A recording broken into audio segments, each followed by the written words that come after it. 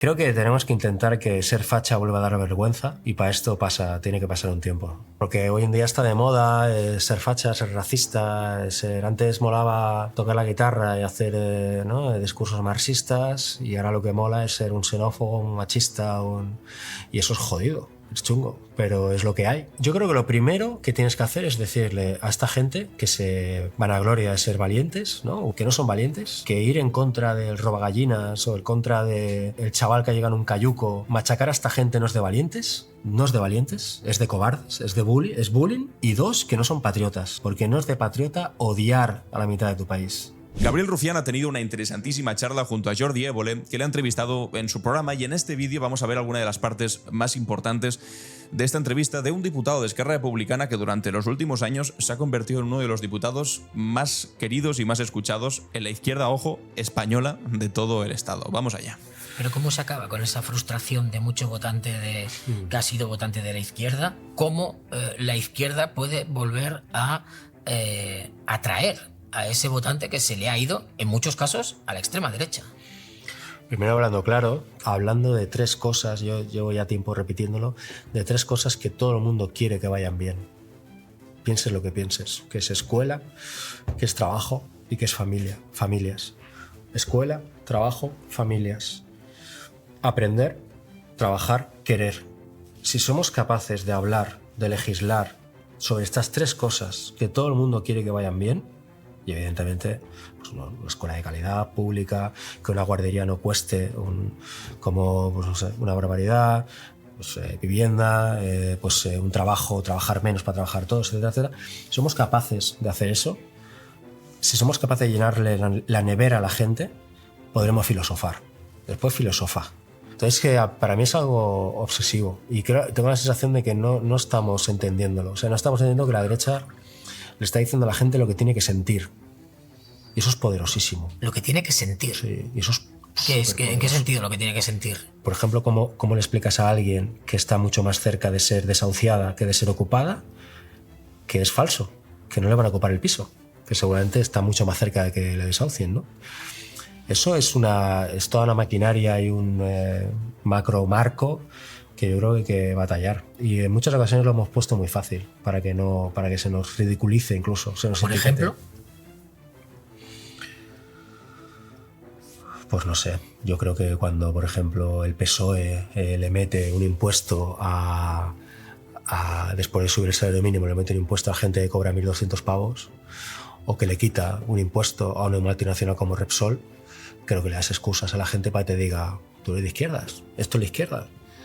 Pues voto a estos, ¿no? Esta perspectiva es fundamental para luchar contra la extrema derecha. Es decir, más allá de decirles a los fachas que son fachas, que está muy bien, hay que plantear horizontes alternativos para los ciudadanos, para hablar desde familia nosotros, porque las fachas están todo el día hablando de proteger a la familia, cuando es mentira que protegen a la familia. Solo protegen a su tipo de familia, que consideran que solo hay una única forma de familia. Pero al mismo tiempo que me digan ellos si es proteger a la familia, permitir que no haya regulación de los alquileres, que la gente no se puede emancipar, que evidentemente de esa manera no pueda tener familias, o que tengas un curro de mierda con el que no llegas a fin de mes. Llegan a defender a la familia simplemente diciendo que están en contra del aborto, pero eso, lo siento, no es defender a la familia. Defender el curro, que es tener un trabajo, pero un trabajo bien pagado, no un trabajo mal pagado, y también el tema de la educación y la sanidad. Esas son cosas que defenderlas en sí mismo ya es luchar contra la extrema derecha, porque ante la ausencia de un buen trabajo hecho en esos aspectos, pues viene a la extrema derecha y te da alternativas para explicar tu enfado. Que no puedes tener una familia, culpa a los inmigrantes.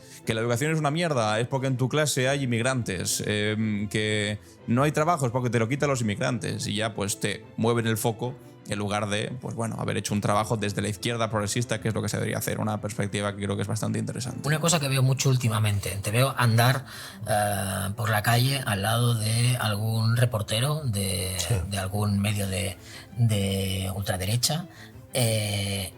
¿Eso cómo se combate? Tiene mérito, como punto de vista cómo se lo toma. Que siempre le ha molestado más al fascismo que la ironía y el sarcasmo, lo que se llamará el troleo. Mi apuesta es intentar boicotear ese contenido, ese momento tenso con una sonrisa, pero porque es lo que yo he vivido también en mi vida, momentos muy tensos de alguien que me quería joder, me ha salido más la sonrisa y el sarcasmo que demostrarle que me estaba jodiendo, ¿no? Entonces, voy por ahí. Tendrías que hacer un tutorial de esto. ¿Ah, sí? ¿Sabes de esas cosas que te salen en Instagram? De Ya. 3 consejos para... Ya. Pues 3 consejos para contestar a un medio de extrema derecha. Forma parte de mi día a día ya pensar en las 3 chorradas que le voy a decir a esta gente. Del despacho, del despacho al hemiciclo, sí. ¿Qué dirías? ¿En un tutorial de 3 consejos? Porque yo creo que se necesita un tipo de tutorial para... Ríete del ataque que te hagan. 2. 2. Nunca te enfades. O sea, no demuestres esa debilidad. Por mucha burrada. Para eso has tenido que aguantar muchas burradas. Y 3. Sonríe. Alégrate e intenta no entrar nunca en su marco. Es decir, si te habla de Begoña Gómez, pues tú háblale de fútbol, de la fantasy. En un momento en el que en España hay un gobierno de coalición de izquierdas, ¿cómo se entiende que, al menos por las encuestas, da la sensación de que el país está derechizando? Primero porque funcionan como una ambulancia a emergencias, o sea, no tienen un plan. O sea, no te da. El PSOE funciona a emergencias. O sea, no hay una valentía, no hay un. O sea, yo, por ejemplo, con Sánchez, las conversaciones o las reuniones que hemos tenido, la frase más repetida es: atrévete. Tú a él. Bueno, no yo, sino, que decir, el trasfondo de la reunión. Tienes razón, Sí, atrévete. he dicho. Porque a Sánchez le van a hacer pagar lo mismo, lo haga o no lo haga, se atreva o no se atreva. Lo van a llamar socialcomunista, traidor a España, no sé qué. Y lo llaman comunista aunque no haga nada de comunista. Hombre, pues aunque fuese una cosa, igual sí que podría hacer, ¿no? O sea, sí podría atrever bastante más de lo que se atreve, claro que sí. Atrévete. Si te van a llamar golpista, terrorista, corrupto, Total. ladrón... Te lo van a decir igual. a mí también, o sea, atrévete. ¿Pero atrévete a qué? Bueno, pues oye, a intentar, por ejemplo, topar el precio de la vivienda, a intervenir el Estado. O sea, Si es que además le van a decir lo mismo, le van a llamar comunista igual. Tope el precio o no tope el precio, pues si te lo van a decir igual, pues hazlo. Pues atrévete, pues ve más adelante. Porque además esto encaja con lo que estábamos diciendo antes. Tú tienes que hacer cosas que noten los ciudadanos en el bolsillo. Más allá de decir que simplemente estás parando a la extrema derecha, oye, que es fantástico. Pero además hay que notarlo en el bolsillo. venir al mercado de la vivienda. O sea, que el Estado actúe en eso. O sea, ¿tú cómo le vas a explicar a alguien que vive en un piso de mierda al precio de un palacio que la izquierda es la vía? Cuando llevas gobernando 5 años y sigue pagando una burrada por esto, ¿no? Entonces, el tiempo que estén, el tiempo que les quede, que intenten ser valientes. A nosotros nos ha pasado. ¿A qué te refieres? Nosotros hemos gobernado en Cataluña y no hemos sido valientes, ¿eh? O no hemos sido todo lo valientes que podíamos ser. No. También hemos tenido un... Ni todo ni un poco. No han sido en absoluto valientes el tiempo que han estado en gobiernos con Junts per Catalunya, con la derecha independentista, porque primaban el asunto independentista. Está bien, esta autocrítica de Rufián. A alguno le joderá seguramente en el independentismo y en Esquerra Republicana, pero tiene toda razón. Esta valentía que es muy fácil pedirla cuando gobiernan los otros, ellos, Esquerra Republicana en Cataluña, no la han tenido. Está bien que lo El reconozcan. gobierno que se fue y se dedicó a putearnos todo lo que pudo y más. Yo creo que vendrá un ciclo de derecha a otra derecha, desgraciadamente, y las izquierdas volveremos a... Creo que tenemos que intentar que ser facha vuelva a dar vergüenza, y para esto tiene que pasar un tiempo todavía. Tiene que pasar un tiempo. ¿Por qué? Pues porque hoy en día está de moda ser facha, ser racista, antes molaba tocar la guitarra y hacer discursos marxistas, y ahora lo que mola es ser un xenófobo, un machista, y eso es jodido, es chungo, pero es lo que hay y da igual el por qué, no da igual, es un debate interesante. Pero eso se tiene que poder desactivar. No Bueno, es tan difícil desactivar yo creo que lo a un primero- racista o a un homófobo. Bueno, yo creo que lo primero que tienes que hacer es decirle a esta gente que se vanagloria de ser valientes, ¿no? Urriols, por ejemplo, que es muy valiente, que no son valientes, que ir en contra del robagallinas o en contra del el chaval que llega en un cayuco, machacar a esta gente no es de valientes. No es de valientes, es de cobardes, es bullying. Y 2, que no son patriotas. Porque no es de patriota odiar a la mitad de tu país. Qué interesante esto, qué importante. Y que además lo tenga que decir un independentista catalán. Le tenga que decir a Vox, ya se lo dijo en el Congreso, ustedes no son patriotas. Y tampoco son valientes. No son valientes porque aplican la receta del fascismo que es súper antigua, que ya la conocemos perfectamente del siglo pasado, que es en un momento en el que un pueblo puede estar jodido, echarte la culpa de que estés jodido al que está más jodido que tú. Es decir, intentar enfrentar al penúltimo de la fila con el último de la fila. Decirle al trabajador pobre español que la culpa de que sea pobre es culpa del trabajador pobre extranjero. Que no hay nada más miserable, porque nunca los vais a ver levantar la cabeza de su ombligo y mirar hacia arriba y decir, no, tal vez los culpables de todo son los poderosos, ¿no? Con los poderosos ya sabéis que lo que hacen es arrodillarse y besar el suelo por donde pisan, como hacen con Elon Musk, donde se fotografían alegremente con él, o con Donald Trump, que es un millonario excéntrico extranjero al que se someten. Son cobardes con los poderosos. Y son muy valientes, hacen muy los valientes con aquellos que están más jodidos, más puteados. Y con el asunto del patriotismo, pues exactamente lo mismo. ¿Qué clase de patriotismo? Alabando todo el día lo que diga el señor Trump. Después te llama a Santiago Abascal y vamos, casi se echa a llorar ahí cuando se lo dijo Santiago Abascal porque le dedicó 10 segundos de atención. En fin, absolutamente tremendo. Insisto que esto se lo tenga que decir a la extrema derecha, un independentista catalán precisamente, que no son patriotas aquellos que odian a la mitad del pueblo, o más que a la mitad del pueblo español. El otro día teníamos a un diputado en Murcia que decía que Torrente era el mejor tipo de película. Claro, porque a ellos les gustaría que todos los españoles se pareciesen a Torrente. ¿Qué pasa? Pues que por fortuna la mayor parte de españoles, la inmensa mayoría, no se parecen a Torrente y por lo tanto ellos odian a todos aquellos que no se parecen a Torrente y odian a la mayoría de la gente que son españoles, pero que no son españoles como a ellos les gustaría que fuesen. Que ellos no son patriotas de un país imaginario que tienen ellos en su cabeza pero que realmente no existe. Qué importante es que diga este rufián. Y Vox, Alianza Catalana, incluso según qué espacios de la derecha catalana indepe, odian a parte de su país, excluyen a parte de su país. Eso no es de ser patriota. ¿Tú cómo eres patriota excluyendo a esta gente? Es tu gente. Y Cataluña siempre, en este caso, ha sido un país de acogida, ¿no? Tú no le das ninguna opción a otro posible gobierno de coalición en las elecciones de... Bueno, dicen que van a ser en el 27. Yo lo que yo creo que sí, pero les señalo, o sea, acuso al PSOE de que este juego del mal menorismo llega un momento que se acaba. Y que ¿Mal menorismo? Que votar al PSOE es un mal menor. Sí, ¿estoy yo o estos? ¿No? Debería ser todo mucho más sencillo, todo mucho más... Sánchez lo tiene a huevo hoy en día para ser un líder de la socialdemocracia europea frente a Trump. Y lo va a hacer, seguramente lo va a hacer a nivel discursivo. Pero con su mano derecha, como siempre le ha pasado al PSOE, pues seguramente invierta más en armas para contentar a la OTAN y para que... Entonces eso es una pena. Lo que ha pasado en los últimos años es algo que igual mucha gente no tenía prevista que pasase.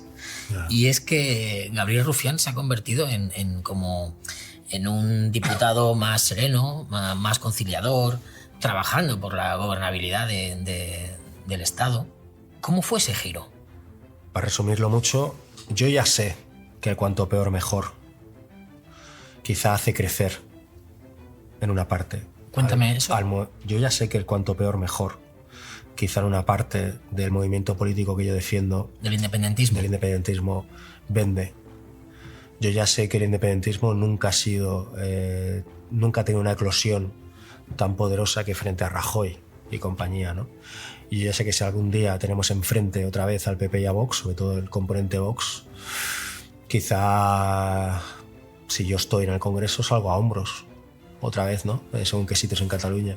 Pero yo me niego a que el crecimiento de mi opción política sea en base al sufrimiento de la gente. Y creo que este tiempo político de los últimos años pasará a la historia como un tiempo en el que muchas fuerzas políticas muy diferentes hicimos cosas muy buenas para la gente, más allá de la bandera de cada cual. La pandemia es un ejemplo. Qué importante es esto, de verdad. O sea, porque tú puedes ser independentista, puedes sentirte representado por la bandera que tú quieras, e incluso querer separarte del Estado del que ahora formas parte y eres diputado de ese Estado. Pero al mismo tiempo, primero, no mentirle a la gente y saber que tu potencia política en muchas ocasiones ha sido proporcionalmente directa al grado de represión que venía por parte del Estado. ¿Por qué, hombre? Porque es muy sencillo ser independentista contra una España que se parece a PP y a Vox. De hecho, muchos que somos neta y explícitamente españoles, incluso podríamos ser seducidos por cierto discurso independentista respecto a esa gente, aquel Partido Popular de los golpes, de la corrupción, del intentar negarle a todos su identidad. es normal que en aquel momento estuviesen más fuertes que nunca. Claro, ahora esta gente no gobierna una alternativa que es más cercana, que se entiende con diferentes formas de entender el país, diferentes nacionalidades, que acepta los indultos, la amnistía, etc. Entonces, claro, es más difícil ir contra un Estado que te comprende y con el que puedes dialogar que con uno con el que es imposible y te trata a palos. Hay mucha más épica, en definitiva, ¿no? Yendo contra gente como Rajoy, o como Feijóo, como Ayuso, o como Abascal, que contra Pedro Sánchez, en el caso de los independentistas, quiero decir.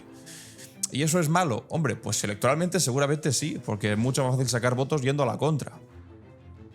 Sin embargo, a nivel de la vida, de las cosas que puedes sacar adelante, es mucho mejor que no estén esos gobernando. A pesar de que a ti electoralmente te pueda ir bien porque te van a aplaudir más y más fuerte. Hombre, sí, si es que ser oposición siempre es mucho más sencillo. Porque solamente tienes que criticar lo existente. O sufrirlo y criticarlo después. Pero gobernar, ostras, y ahí es lo complicado. Pero claro, ahora ha puesto el ejemplo, la pandemia, por ejemplo. Es que imaginad la pandemia gobernada no por esta coalición de diferentes partidos, sino gobernada por el Partido Popular. Si en aquellos sitios, por ejemplo en Madrid, ya ocurrieron las cosas que ocurrieron, las 7.291 víctimas, los protocolos de la vergüenza, el hermano de la presidenta metiendo mano y sacando comisiones, el novio exactamente lo mismo. Imaginaos lo que habría sido si el Partido Popular hubiese gobernado durante la pandemia. Igual no hay frutos inmediatos de soy el independentista que va contra la malvada ultraderecha y no sacas esos réditos electorales. No, pero consigues aprobar cosas y sacar adelante cuestiones que de otra manera habría sido completamente imposible, a pesar de que habría sacado más rédito en lo electoral. Es un discurso muy responsable por parte de Rufián en este caso. Si durante la pandemia hubiera gobernado un partido diferente sin la presión que tenía el PSOE, hubiera sido... no lo quiero ni pensar. ¿Tú crees que, por ejemplo, un partido como... Es que pensándolo ya sabemos, ocurrió en Madrid. Lo de Ayuso, imaginaos lo de Ayuso exportado, pero al gobierno del Estado. ¿Le interesa el cuanto peor mejor? Absolutamente. O sea, Junts estaría feliz con un gobierno otra vez de Partido Popular y en este caso con el apoyo de Vox. Hombre, de hecho... Pues presidente algún día será con el apoyo directo o indirecto de Junts. No sé si lo he dicho hace ya un año y lo sigo diciendo. Aunque esté Vox también en la ecuación. ¿Quién habla de Vox en Cataluña? En Cataluña hay un ecosistema que favorece absolutamente esa... Y lo digo con pesar. No me gustaría que fuera así, pero es así. Pero ¿te refieres que en Cataluña ahora hay una táctica por no hablar mucho de Vox? Yo no sé hasta qué punto en Cataluña, en los medios de comunicación catalanes, la gente sabe que Junts está votando con el PP y con Vox de forma reiterada en los últimos 8 meses, por ejemplo. Me da la sensación de que no se sabe. Por ejemplo, lo más reciente, votaron para bajarle los impuestos a las grandes energéticas. Voto de PP, de Vox y de Junts. Alucinas, ¿no? O el voto para las pensiones, para el decreto ómnibus. Votaron en contra PP, Vox y Junts. Siempre votan los tres juntos porque es como pueden tener mayoría absoluta. Sin embargo, con la moción de censura pues todavía no se atreven del todo. Porque claro, o sea, después de tantos meses, por parte de PP y de Junts, y de Vox, perdón, diciendo que Puigdemont era el malvado prófugo de la justicia que quería acabar con la democracia española, bla, bla, bla, bla. Ahora encumbrarlo como el mejor aliado de los pactos, hombre, pues les cuesta. Y viceversa también. A Puigdemont, aunque no le importe pactar con esta gente, porque al final son de derechas los tres. Hombre, ya. Pero es que hasta hace poco tiempo tenías a Vox y al PP, incluso con el PP, con Miguel Tellado, diciendo explícita y literalmente que querían ilegalizar a tu partido. Y ahora de repente dices que puedes pactar con ellos. Hombre, les cuesta y en su electorado todavía les cuesta que se entienda eso. Pero es verdad que Gabriel Rufián durante los últimos meses ha estado diciendo usted pactará con Junts, diciéndoselo a Feijóo, y a Junts diciendo también ustedes acabarán pactando con el Partido Popular, y lo saben. Y eso no es gratuito. Hubo una reunión donde se decidió en Esquerra, oye, Rufián, tenemos que cambiar el discurso, tenemos que... Hubo un momento de oportunidad en el que el PSOE, presionado por Podemos y por diferentes formaciones políticas, entendió que había unos números para tumbar, después de la sentencia de la Gürtel, echar de Moncloa a corruptos, a ladrones. Y recuerdo reuniones con un tal Ábalos, que Ábalos a la mañana no se lo creía. Y por que tenía el apoyo. Y por la tarde dijo, pues... estamos obligados a hacerlo. Entonces yo creo que eso era una obligación moral, echar de Moncloa a esa gente. Y entonces hubo una persona que ha estado 4 años en el talego, llamado Oriol Junqueras, conjuntamente con otras personas que hoy en día quizás reniegan de eso, que dijeron, bueno, pues con esta oportunidad histórica, con esta ventana de oportunidad que dicen los horteras, vamos a intentar hacer política, vamos a intentar avanzar en un proceso en el que se ha demostrado o hemos intentado ir hasta el límite de perder nuestra libertad, porque también a mí me sorprende que la gente diga, no, nos habéis engañado. Oye, aquí la gente ha llegado hasta estar en el talego. O sea, una cosa es que la gente se hubiera ido al bar después de decirte no sé qué. Bueno, o a Waterloo. Llegó hasta el límite y se probó otra vía que dices, bueno, como tantas otras otros procesos políticos. Y en esas estamos. De hecho, a día de hoy, todo el mundo negocia. También Junts. También Junts. Hombre, claro. Rufián de alguna manera tú fuiste abandonando el histrionismo. Aprendí, ya está, tampoco tiene, lo he pensado, lo he reflexionado mucho. Histriónico, sigue quizá antes, yo recuerdo una conversación con Ana Pastor, la presidenta del Congreso, que me expulsó. Y recuerdo que me citó en su día en el despacho y me dijo, mira, los míos me piden que te expulse cada vez. Y yo no quiero, porque, bueno, pero Gabriel, no te hace falta ya no te hace falta. Y ahí yo pensé, el show, no te hace falta ya, ¿no? Avanza, ¿no? Evoluciona. Hubo otra persona que te dio ese consejo. ¿Tú te acuerdas quién fue? Sí, me acuerdo. Después de su intervención, le repito mi recomendación.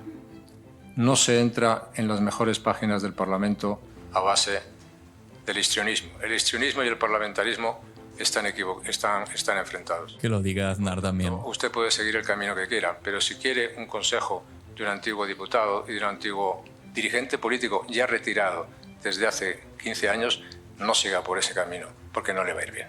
Hombre, retirado no lo sé, porque el tipo está ahí todo el día en primer plano, diciéndole a Feijóo lo que tiene que hacer, diciendo eso de quién puede hacer, que haga, e interviniendo más en política, diría yo, que el líder de la oposición, en principio, que es el señor Feijóo, que también que este señor, de todo el bulo del 11M, el que nos metió en la guerra de Irak, otro tipo completamente servil al imperio americano, que diga a Gabriel Rufián, que tenga el coraje de decirle a Rufián que por ahí no se gana nada. No sé, que se guarde el paternalismo. Otra persona igual se lo podría decir, pero Aznar. Bueno, Michael Corleone también te avisaba. También avisaba. Fue un aviso. Prescindiendo de lo que suponga para ti la figura de Aznar, pero lo que dice tiene mucho que ver con lo que tú has hecho. Yo me niego a domesticarme, pero no es lo mismo. O sea, no estamos frente a esta gente, ¿no? Aunque sigan mandando. Pero yo no tengo delante a Miguel Ángel Rodríguez en el Congreso. Claro. Quizás sería otra historia si yo tuviera a Ayuso enfrente. Quizás sería otra historia, pero he aprendido. O sea, lo haría de otra manera. A ti este año te han dado el premio al mejor parlamentario, te lo ha dado la ¿verdad? Asociación de la Prensa. Mucha ilusión me hacía. Son los periodistas del Congreso, ¿no? Los que otorgan ese premio. Hostia, mejor parlamentario. Un tío de Esquerra Republicana. Sí, a mí no me da vergüenza decirlo, ni me da pudor. Me hacía muchísima ilusión. Y desde que me enteré, yo recuerdo que hace poco con un amigo pensé, yo es que a la que me enteré que habían premios, quería competir, ¿no?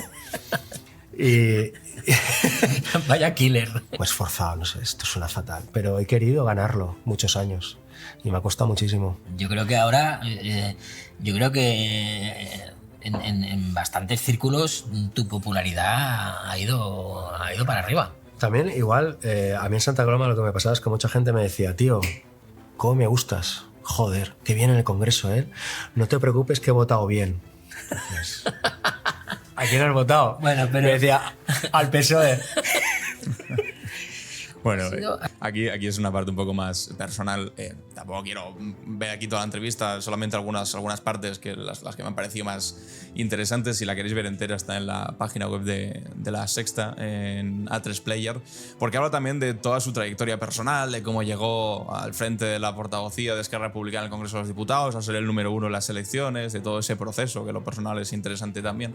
Y a mí me centra un poco más en lo político, pero si queréis ver lo personal lo tenéis ahí en la web, que me parece interesantísimo, como os decía. Y como decía ahora también Jordi Évole, es un diputado que ha empezado a ser cada vez más popular ostras, entre gente con la que en principio no tendría que serlo. Es decir, con muchos españoles de fuera de Cataluña que estarían encantados con poder votar a Rufián si se presentase fuera de Cataluña, pero evidentemente Esquerra Republicana es un partido catalán que se presenta en las 4 provincias catalanas, no se presenta en otras, pero que sin embargo hace un discurso dentro del que se ven pues, representados muchos otros que tienen que votar otras opciones políticas en el resto del Estado, porque se ha consagrado como una especie de voz calvada, porque claro, el tipo habla con esta pausa y que apunta cosas muy interesantes como esto de pues, que se atrevan a ir más allá, como lo de ser facha está de moda, como lo de no son patriotas, como lo de son cobardes, como lo de, bueno, pues dedicarse a estas cosas del comer, como la familia, como el trabajo, como la escuela,